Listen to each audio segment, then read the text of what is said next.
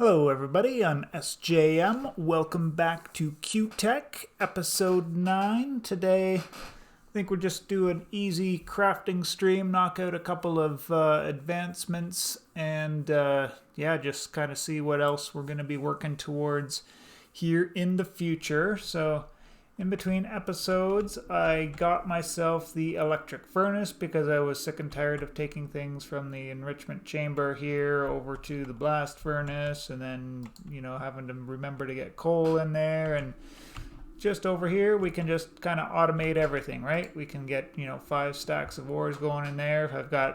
Right now I don't have too much more ore to process, so I don't really need a chest on top of there just yet, but it probably will in the future. But I'm also holding back ores for ore tripling and quadrupling, quintupling, etc. that we can get with mechanism maybe in the later game. So some of the more stuff that don't have as much of, I'm not processing just now until I need it.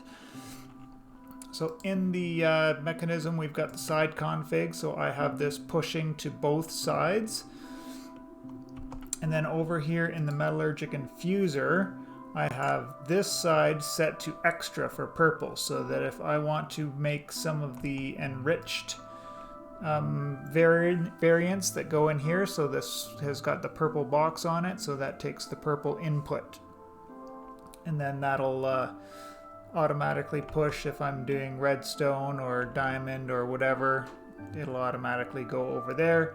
And then, of course, this pushes over to the electric furnace. This being a silence one, it doesn't have any side config, so it just accepts it when it comes in. And then I've got a hopper into the chest at the bottom there, so that you can kind of automate, get that first little bit of automation going there. So if we want to take a look at the electric furnace, this was a little bit of an undertaking, so just be aware. So one of these alloy machine frames is pretty complex. We'll get to that last, but the circuit board is real simple stuff, just mechanism stuff, but we'll need redstone alloy ingots. These we're going to need quite a bit of moving forward, so you're really going to start burning through your redstone quick. So if you don't have a lot of that just yet, just make sure you're getting it, and I do suggest having fortune on your pick when you're going for it. So thankfully I've got my fortune early, and I was mining up a bunch of redstone, so I do have quite a bit of it. And then you just throw that into your redstone furnace, so your alloy smelter. So 1 iron and 4 redstone gives you the redstone, or gives you the red ingot, and then actually, it's easier if we just look here. So the red alloy ingot comes from 1 iron and 4 redstone, and then 4 more redstone on the red alloy ingot gets to your redstone alloy ingot. So it's pretty intensive on your redstone dust. So we'll need 2 redstone alloys for that, 3 redstone alloys for that, 4 more redstone alloys in this, along with one of those copper coils. We made those one earlier in the pack. And then this alloy machine frame, I think I went over this with you guys earlier when I built my crusher. So 4 structural glass, and then 4 more redstone alloy ingots. So these things are just everywhere in this recipe.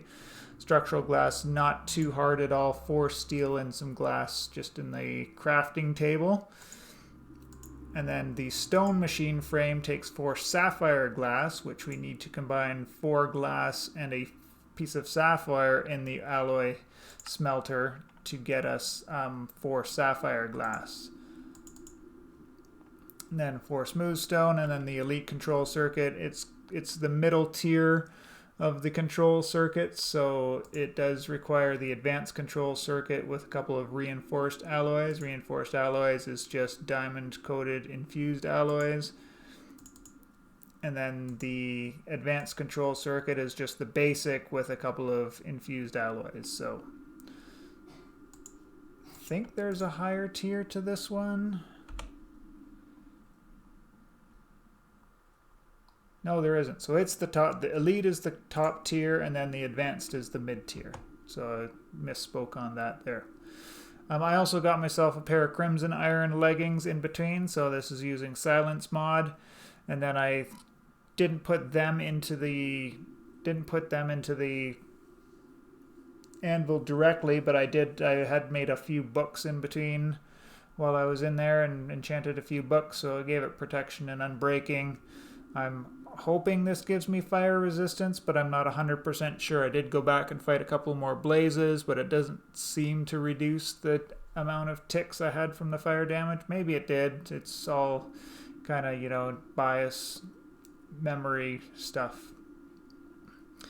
But on to what we're going to do today. So we want to get a machine frame, a building gadget, and then the machine frame leads to the Xnet controller. And that's just kind of knocking out some of these other advancements here. So the building gadget's there, the machine frame is there, and then the machine frame is used in the Xnet controller, so it's kind of a natural lead in there. I'm pretty sure I've got everything all ready to go here. I don't know why some of these items keep bouncing back, but that is what it is, I guess. All right, building gadget first. This one is super simple. It just takes a couple of diamonds, as you see there. I haven't used Direwolf's machine ever before, so I didn't rush to go and get it because I'm not too familiar with it. It might be a lot handier than I give it credit for, but it does require energy, which kind of steered me away from it. But then I was looking at the advancements here, and it's kind of in the line with the power, with the energy cube, right? So maybe that Davquist is pointing us in the direction where if we put that into there, it will charge. And oh yes, she does. So there you go. And just leave that in there to charge up, and I'll be testing that out between episodes to see how it works. So the next one, machine frame. So this is where we're going to start needing some of the blue stuff. Cue the blue theme from the mid-90s there. So we got some of the blue wafers made. We'll just go over quickly what some of the base materials are. So the blue wafers, basically just some tessellite and the silicon wafers, which we made earlier on. So that's real simple there.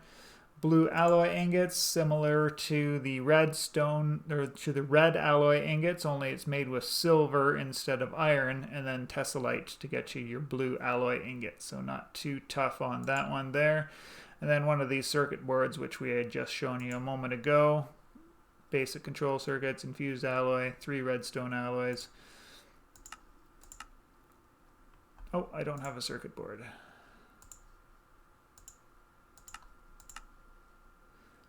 So I'll just send myself a set of ingredients for the circuit board. And give that a second to get back into the system.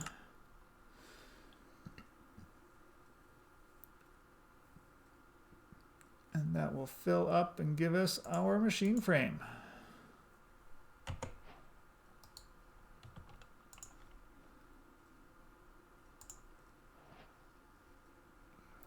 So the uses on the machine frame, it goes towards quite a few different things in RFTools, like pretty much everything. All the machines in RFTools require like crafters, routers, builders, all the things and all the stuff there. So you'll be making a lot if you're going to be doing stuff with RFTools, you're going to be making a lot of these machine frames. I'm not sure I'll be doing a lot of RFTools stuff in this playthrough. I've played with it a bit in the past, so I'm going to kind of steer away from it to play with some of the mods that I haven't done. But anyways, up next is the Xnet controller. This thing is super simple. Aside from the machine frame itself, we just need to get 2 redstone repeaters. So I actually don't have any of these, so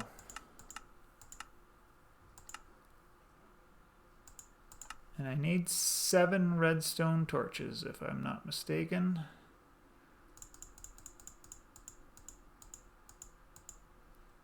8 will do.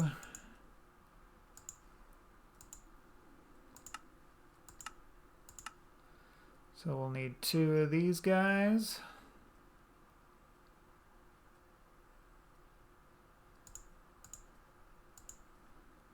Throw it back in, and 1 of these guys. So I kind of like this pretty pipe system. Was pretty cheap to get into, and although it's a little bit slow, it's pretty handy for doing getting this level of crafting stuff done where it's not super advanced. I'm not going through tons and tons of different crafts in between. Once we get into refined storage and auto crafting and all of that stuff with the more complex crafts, we'll need it, but for now, not super required. So there we go. That's kind of knocked off a couple of those advancements there. So the next episode, I think we'll start getting into oil so that we can get our oil and plastic going. That'll be an entire episode into that, and we're slowly working our way towards this digital miner. This is kind of one of the best items that you can possibly get, and I'm kind of steering away from it because once you get this, and if you have a way of doing portable power as well, this thing is just outlandishly powerful in what it can do.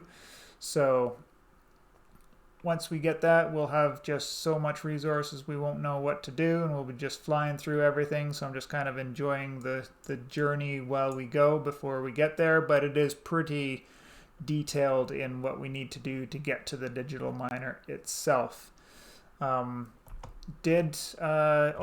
I did craft that POWA manual in between episodes. So looking through this, it's really good manual actually, and so I kind of look through the manual and be like, oh yeah, I think I got the gist of everything, and then I kind of watched Mischief's bit by bit on POWA itself to see, you know, what I thought might be one of the best things to go for. So vernators we would definitely want to stay away from, burning materials. Same with magmatic, that would require burning magma. But the thermal generator would be a nice passive way to generate power. Solar panels, obviously, you know, that's another option, but requires or will only work during the day. So if you're not, I try not to sleep too much at night, so maybe not the best thing. And then the reactor. So reactor is definitely where I will be going with this one, because then you can charge things with the reactor as well, and then that'll give us the power needs that we require to operate the digital miner, because 1 or 3 or 5 of these windmills is not going to be enough to do quote unquote impressive things with the digiminer. And we'll be getting some power cells as we go along. So energy cells, that's kind of, you know, like your portable power, and then the energizing orb and these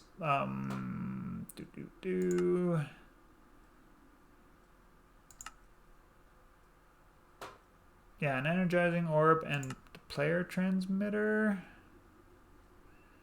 No, that's for charging things in your inventory, right?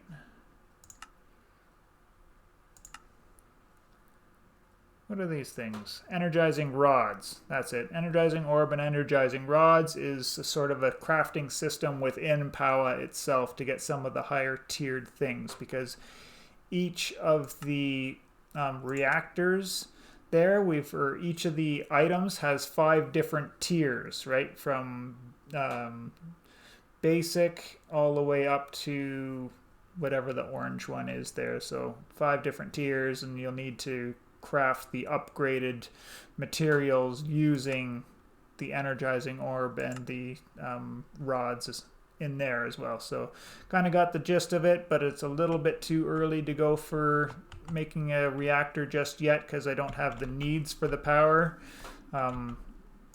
except for our friend here, the electrolytic separator, but it's not too bad at all when you're not using the jetpack a whole lot anyways.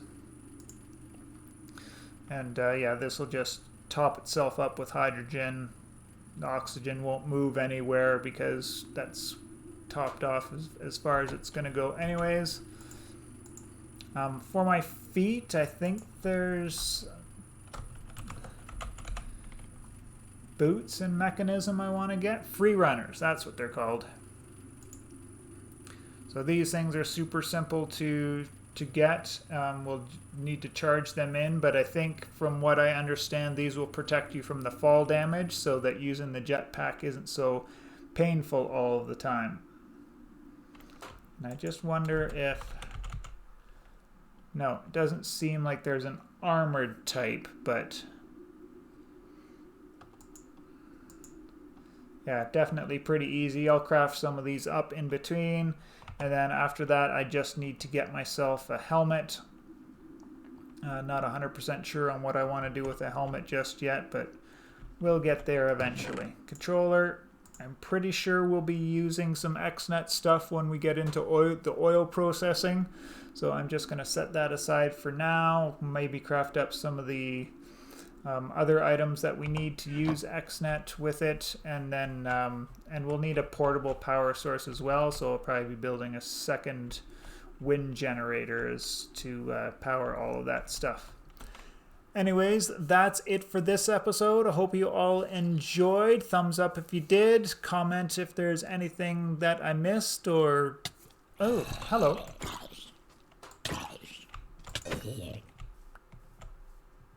As I was saying before, so rudely interrupted, I appreciate you all, and we will see you in the next one.